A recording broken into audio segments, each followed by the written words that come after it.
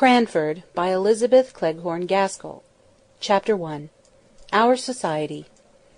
In the first place, Cranford is in possession of the Amazons. All the holders of houses above a certain rent are women. If a married couple come to settle in the town, somehow the gentleman disappears. He is either fairly frightened to death by being the only man in the Cranford evening parties, or he is accounted for by being with his regiment, his ship, or closely engaged in business all the week in the great neighbouring commercial town of Drumble, distant only 20 miles on a railroad. In short, whatever does become of the gentlemen, they are not at Cranford. What could they do if they were there? The surgeon has his round of 30 miles, and sleeps at Cranford, but every man cannot be a surgeon.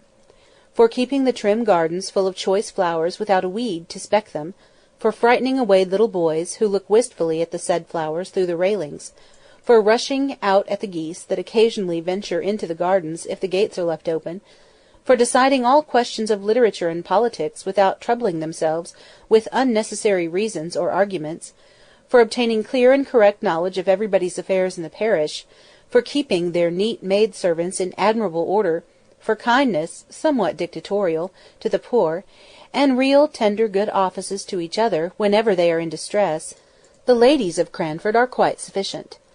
A man, as one of them observed to me once, is so in the way in the house.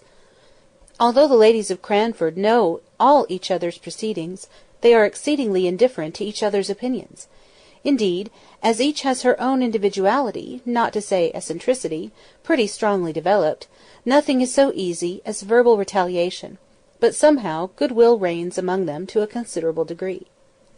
The Cranford ladies have only an occasional little quarrel, spirited out in a few peppery words and angry jerks of the head, just enough to prevent the even tenor of their lives from becoming too flat. Their dress is very independent of fashion, as they observe. What does it signify how we dress here at Cranford, where everybody knows us? And if they go from home, their reason is equally cogent. What does it signify how we dress here, where nobody knows us?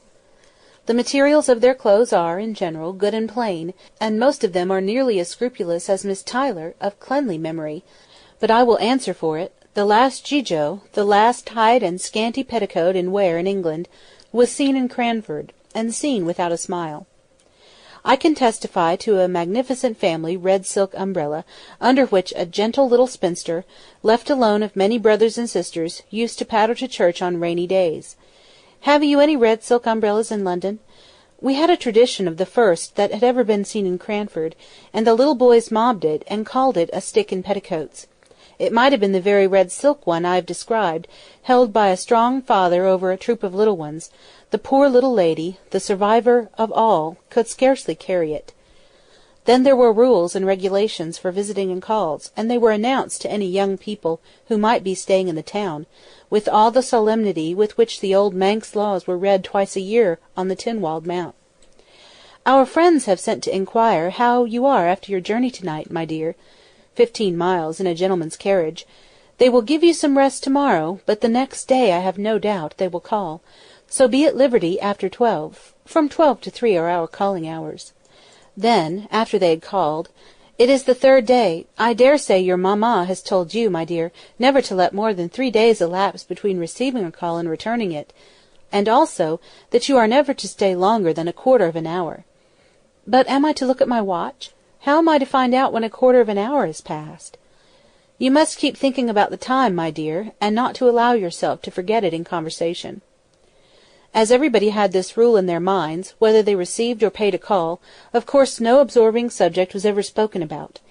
We kept ourselves to short sentences of small talk, and were punctual to our time. I imagine that a few of the gentlefolks of Cranford were poor, and had some difficulty in making both ends meet, but they were like the Spartans, and concealed their smart under a smiling face. We none of us spoke of money, because that subject savoured of commerce and trade, and though some might be poor, we were all aristocratic. The Cranfordians had that kindly esprit de corps which made them overlook all deficiencies in success when some among them tried. Sample complete. Ready to continue?